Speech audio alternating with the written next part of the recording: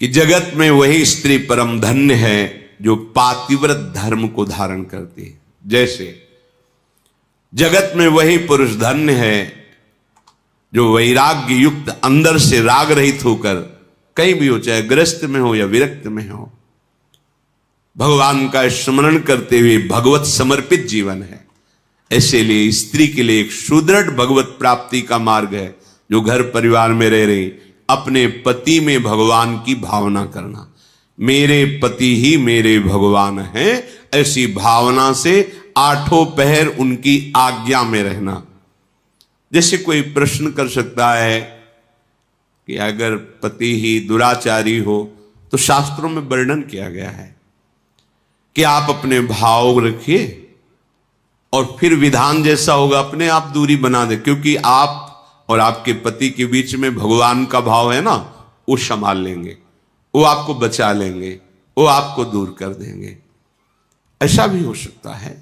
अलग अलग मायाकृत रूप हैं और आंतरिक भाव में जाएंगे जब विचार पे, तो आपके ही कर्म का फल भुगताने के लिए ऐसा स्वभाव वाला पति दिया गया है, ऐसी भावना। तो हमारे ही कर्म निश्चित, अपने कर्म के प्रभाव से ही पति का वरण होता है। अनुसुईया जी ने कहा, पत्नी का एक ही धर्म एक व्रत नेमा, काय वचन मन पति पद प्रेमा। शरीर से, मन से, वाणी से एक ही धर्म, एक ही व्रत, एक ही नियम, पति को भगवान मानकर उनकी आराधना करना। इसमें रुक कर हम वार्ता करते, जैसे शास्त्र सिद्धांतों का जब कभी वर्णन होता है तो आप लोग समझ नहीं पाते हैं और कहीं की बात को कहीं जोड़कर असंतुष्ट हो जाते हैं। इसलिए विवेकवान सत्संगी हो जाता है, अपने को बात समझनी। जिससे एक बार महाभारत चरित्र जब वर्णन कर रहे थे पीछे, तो उसमें आया था कि वो ऋषि का नाम नहीं याद आ रहा, ब्रह्मलोक गए थे तो उनको वापस किया गया था कि आपने संतान उत्पन्न नहीं किया, विरक्त वेश नहीं लिया, लेकिन तप करते रहे तो तप के प्रभाव से ब्रह्मलोक आए, लेकिन आपको दरवाजा नहीं खुलेगा, आप जाओ और संतान उत्पन्न। तो उन्होंने वो एक पक्षी से संतान उत्पन्न की थी, जिसकी रक्षा के लिए खांडोवन में उन्होंने अग्निदेव से प्रार्थना की थी। इस प्रसंग को सुनकर किसी गृहस्थ ने कल प्रश्न किया था कि हमारी पत्नी बहुत परेशान है क्योंकि संतान नहीं हुई। तो लोक धर्म और कुल धर्म, वेद धर्म और भागवत धर्म और प्रेम धर्म, कहां की बात पकड़ी तुमने? लोक धर्म की। हो कौन? प्रेम धर्म के उपासक, जो भगवत धर्मों जीत के निज प्रेमा ठहरंत, राधा वल्लभ लाल की विमल ध्वजा फहरंत, भगवत धर्मों जीत के निज प्रेमा ठहरंत, निज प्रेमा ठहरंत नेम कछु परसत नाही, अलक लड़े दोला। जहां हमारे श्यामा श्याम उनके चरणों की उपासना, तो आपने लोक धर्म की बात को अर्जुन जी से भगवान ने अपने हृदय की गुप्त बात कही थी। कहा भी था, सर्वगुह्यतम बात है। क्या बात? सर्वधर्मान परित्यज्य मामेकम शरणम ब्रज, अहम त्वाम सर्व पापेभ्यो मोक्षयिष्यामि मा शुचा। यहां पाप शब्द को उच्चारण क्यों किया भगवान ने जानते हो? यह हमारे लोगों की बुद्धि का परिणाम। तुम सब धर्मों का त्याग करके केवल मेरी शरण हो जाओ। तो बोले महाराज पाप लगेगा, आपने ही तो धर्मों को उपदेश किया है। तो बोले वो मैं देखूंगा। अहम माने मैं, त्वाम माने तुम्हारे सारे पापों को नष्ट करके तुम्हें परम पद मैं प्रदान करूंगा। भागवत में एकादश स्कंद में लिखा है, जो भगवान श्री कृष्ण की भक्ति से युक्त हैं उनको देव ऋण, मातृ ऋण, पितृ ऋण, कोई भी उनके ऊपर ऋण नहीं रहता, वो ऋणों से मुक्त हो जाए। ये बात नहीं सुनने को मिले। अरे बहुत बढ़िया अवसर मिला है, प्रभु को अपना मान करके उनको रिझा लो। अगर आप प्रभु के चरणारविंद का आश्रय लिए हुए हैं तो श्री कृष्ण से बढ़कर कोई पति नहीं है, ये परम पति हैं। मीरा जी से जब राणा का शरीर पूरा हुआ तो कहा गया सुहाग मिटाओ, बेंदा हटाओ, ये कंकण उतारो, चूड़ला उतारो। तो उन्होंने कहा नहीं नहीं, तुमने जिसे पति माना था वो मैंने माना ही नहीं। मेरे तो गिरधर गोपाल दूसरो न कोई, जाके सिर मोर मुकुट मेरो पति सोई। हमारा चूड़ला अमर, हमारा सुहाग अमर है। अगर आप वैष्णव हैं, भगवत अनुरागी हैं, प्रियालाल की शरण में हैं, लौकिक सिद्धांतों की जहां चर्चा हो रही हो वहां प्रणाम करके सुनना है, पर यह ध्यान रखना है कि हमें जाना कहां है। इस समय 12 बजे हैं, ये ट्रेन हावड़ा स्टेशन से यहां आई है, छूट करके लखनऊ जा रही। सुन के तुम उसमें चढ़ जाओगे क्या? तुम्हें पता नहीं तुम कहां किस स्टेशन में जाना है, कौन सी ट्रेन में बैठ, बोले वो आवाज दी ना उस ट्रेन में बैठ गए तो पागल माने जाओगे कि नहीं माने जाओगे? भैया ये स्टेशन है जहां बैठे हो, सत्संग स्टेशन। कहां जाना है? हर ट्रेन यहां से गुजरेगी, हर ट्रेन। सनातन धर्म, लोक धर्म, वेद धर्म, कुल धर्म, पातिव्रत धर्म, हर धर्म। तुम हो किस धर्म की यात्री? बोले प्रेम धर के। बैठ जाओगे, पैसेंजर जा रही हावड़ा, फिर क्या करोगे? है? अरे इतना तो ज्ञान रखो, तुम्हारी टिकट कहां की है? तुम्हें निकुंज जाना है, तुम हो यात्री कहां के? हाई क्लास वातानुकूलित कक्ष के, जनसाधारण में घुस के मत बैठ जाना। कहां की है समझो।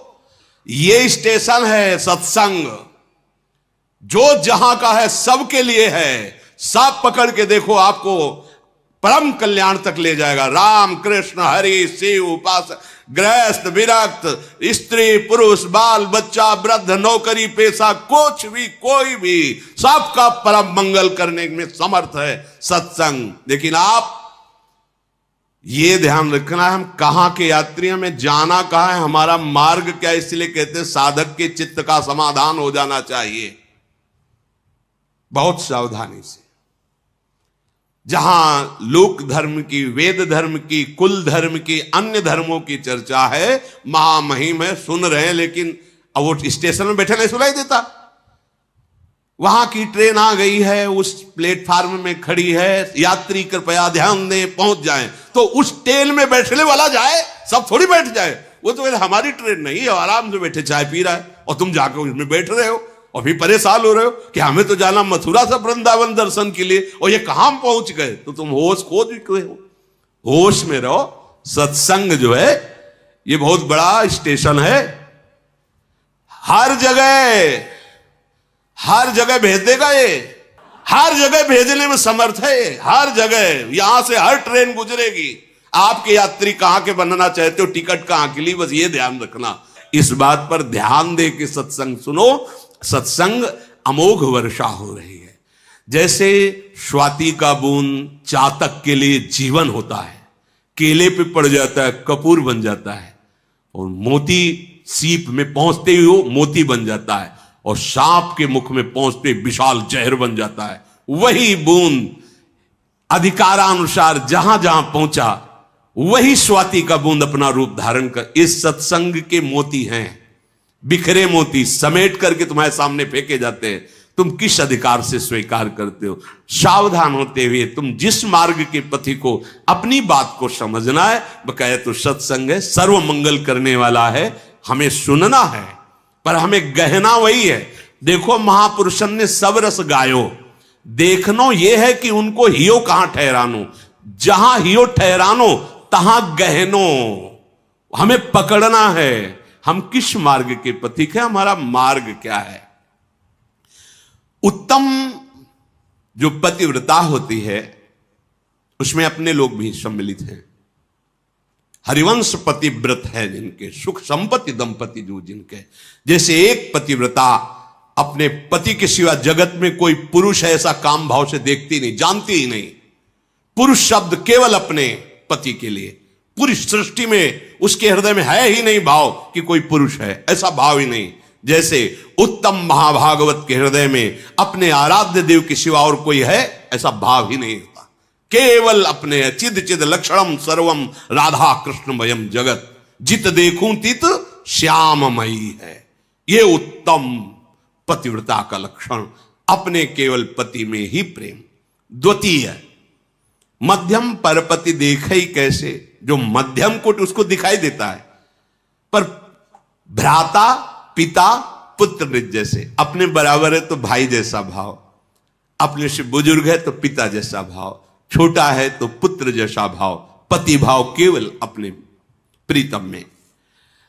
तीसरी कोटि की पतिव्रता, मेरा धर्म है कि मैं संयम से रहूं, मेरी कुल परंपरा में कभी दाग न लगे, उसे तीसरी कोटि की परंपरा की पतिव्रता कहते हैं, जो ऐसा विचार कर धर्म पूर्वक जीवन निर्वाह करती है। चौथी, अवसर नहीं है और भय है, पूरा जीवन धर्म से निर्वाह हो गया, वो भी पतिव्रता ही कही जाती है। पर उत्तम बात यह है कि कोई और दूसरा है ही नहीं, ऐसा भाव रहना। जो अपने पति के आश्रय का त्याग करके परपति से रत करती है, वो एक क्षण सुख के लिए करोड़ों नरकों की यातना सहने की बात तैयार कर लेती है। पति वंचक परपति रति करई, रो रो नरक कल्प शत पर। ऐसे पुरुष के लिए है। जो बेविचारी स्वभाव बना लेता है, बड़ी दुर्गति होती है। वो पढ़ा है उसमें कि लोहे के जलते हुए लाल खंबे, स्त्री आकृति पुरुष आकृति, उसमें मरना तो वहां है नहीं, बहुत सावधान। क्षण सुख लाग जन्म सतकोटि, एक क्षणिक भ्रमात्मक सुख के लिए करोड़ों जन्मों का दुख मोल ले लेना। कल किसी ने सुनाया था, लिखा है कि आप तो बाबा जी हो, आप क्या जानो बच्चा ना होने पर कैसा दुख होता है, लोग हमें कितना गालियां देते हो, क्या क्या कहते हैं, तुम्हें इसका तुम तो समझा दिए केवल। हाँ, मतलब हमारे हृदय नहीं है। तुम अपने बच्चे से जितना प्यार करते हो उससे करोड़ गुना बढ़कर तुमसे प्यार करते हैं हम। तुम्हारा प्यार स्वार्थ युक्त है, इसलिए तुम केवल एक सीमा में रखे हो ना, एक पत्नी हो, भाई हो, दादा हो, चाचा, इतने में। और हमारा प्रभु हर मंदिर में, हृदय मंदिर में विराजमान है। आप क्या समझते हो? संतों को क्या समझते हो? रूखी बातें बोलते हैं क्या फुसलाने वाली बातें बोलते? तुम हमारी आत्मा हो। तुम अपने पुत्र को भी अपनी आत्मा की तरह प्यार नहीं कर सकते, केवल मोह जनित प्यार है। जो भगवान के चरणारविंद के आसक्त जन होते हैं, संपूर्ण चराचर जगत में अपने आत्मस्वरूप प्रीतम तक को देखकर प्यार करते हैं। अरे भूल जा, ये लौकिक धर्मों को भूल जा, उस धर्म में आ जिसके बाद आवागमन छूट जाता है। सो सब धर्म करम जरि जाऊ, जहां न राम पद पंकज भाऊ। क्यों भूल रहे हो? सर्वलोक महेश्वर भगवान कहते हैं, मुझे जिस भाव से चाहो मैं उसी भाव से मिलूंगा। तो तुम भगवान को अपना पुत्र मान लो। संसारिक गोदनामा में लोगे, कौन स्वभाव कौन सा उसके अंदर भाव वाला, कैसा, लेकिन सच्चिदानंद भाव वाले प्रभु को अगर तुम्हारी गोद में न खेलने लगे तो हमें बताना। भाव कर लो केवल। भावोत्सवेन भजताम रस काम धेनु है हमारे युगल सरकार। देखो ना, जिन्होंने भाव किया उनके अनुभव में आए। इनसे बड़ा और कौन हो सकता? और यही आते हैं, इनके सिवा कोई है नहीं। आपने पार्थिव भाव रख लिया तो पार्थिव रूप में आ जाते हैं, चिदानंद भाव कर लो तो चिदानंद रूप में आ जाएंगे। कोई शोक की गुंजाइश नहीं है। मनुष्य शरीर भगवत प्राप्ति के लिए मिला है। यदि संतान नहीं है, परिवार की कुल वृद्धि वाला नहीं, तो हमारा कुल कभी नष्ट नहीं होने वाला। तुम्हें हम पीढ़ी दिखाते हैं। हरि नाभिकमल से ब्रह्मा, ब्रह्मा से प्रजापति, ब्रह्मा से ये पूरी सृष्टि हमारा परिवार है।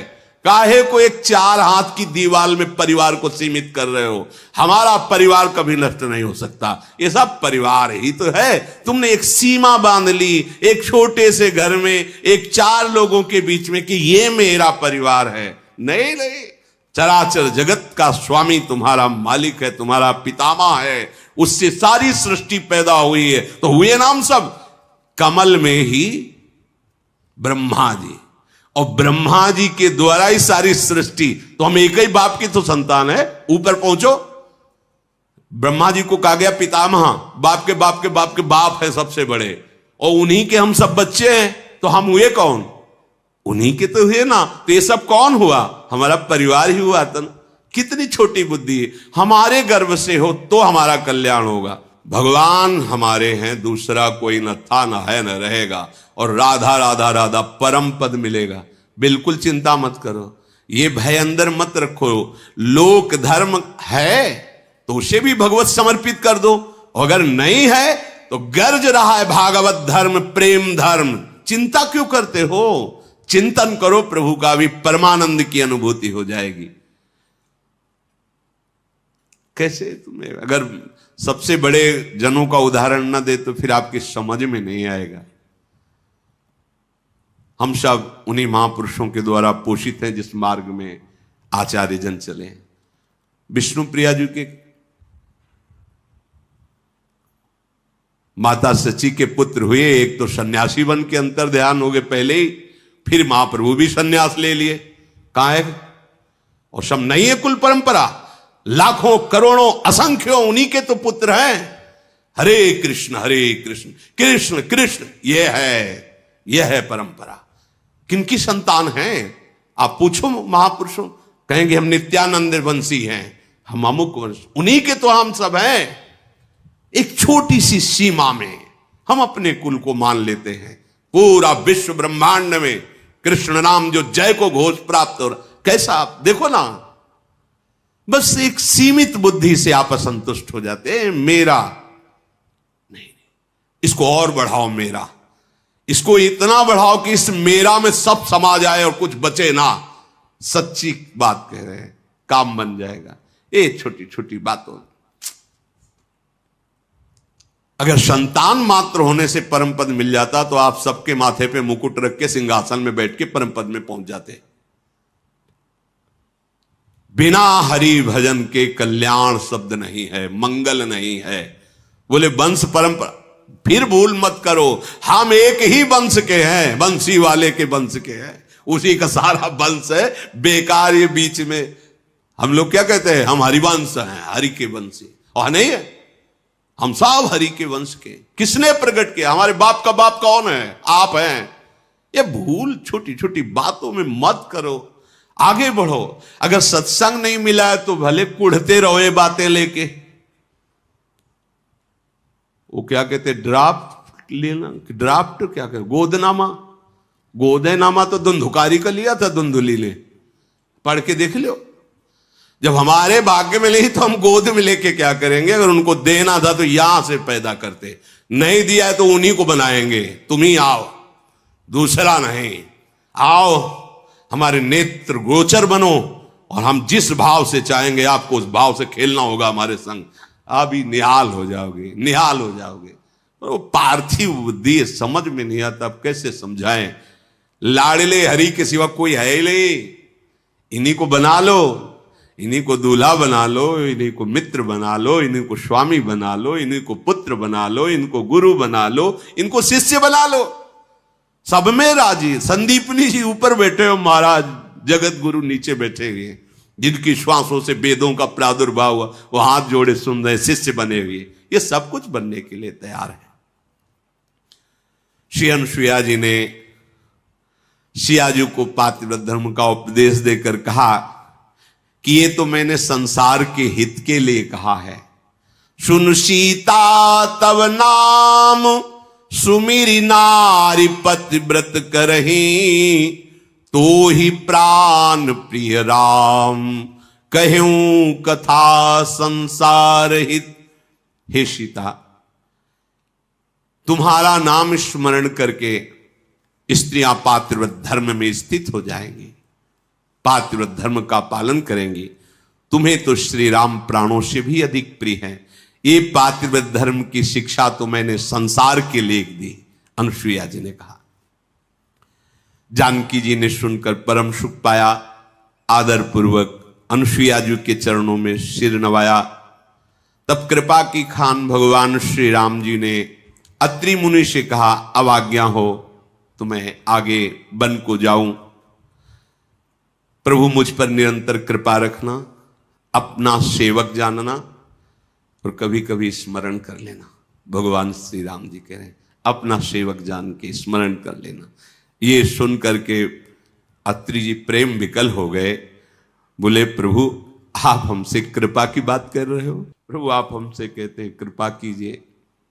हे नाथ, भगवान ब्रह्मा, महादेव, शनकादि और समस्त तत्वविद्ता मुनिजन आपकी कृपा चाहते रहते हैं। हे हरि, आप निष्काम उपासकों के लिए बहुत प्रिय और दया के भंडार हैं। निष्कामता में भगवान अधीन हो जाते हैं। जब कोई चाह नहीं और रात दिन भजन, तो भगवत साक्षात्कार देर नहीं लगती। पर जब कामनाएं होती तो होगा, पर समय लगेगा। पहले कामनाएं पूर्ण होंगी, फिर उनसे वैराग्य होगा, फिर आगे भगवत प्रेम होगा। अब मैंने जाना कि लक्ष्मी जी ने सबको त्याग कर आपके ही चरणों का क्यों आश्रय लिया। ओहो, आपके समान कोई नहीं है, फिर आपसे बड़ा कौन हो सकता है। और आपके ऐसे दैन्य वचन, प्रभु मैं किस प्रकार से कहूं कि मेरे कौन से सौभाग्य उदय हुए कि आप मेरे नेत्र गोचर हुए। अब मैं कैसे कहूं कि आप जाओ। नाथ, आप अंतर्यामी हैं, आप ही कहिए कि मेरा हृदय इतना कठोर कैसे हो सकता है कि मैं कहूं मेरे नेत्रों से दूर आपने कैसे। ये तो मेरे जो सौभाग्य, मैं तो यही चाहूंगा कि सदैव आप यही रहे, 14 वर्ष यही व्यतीत करें और मैं आपकी सेवा और दर्शन लाभ पाऊं।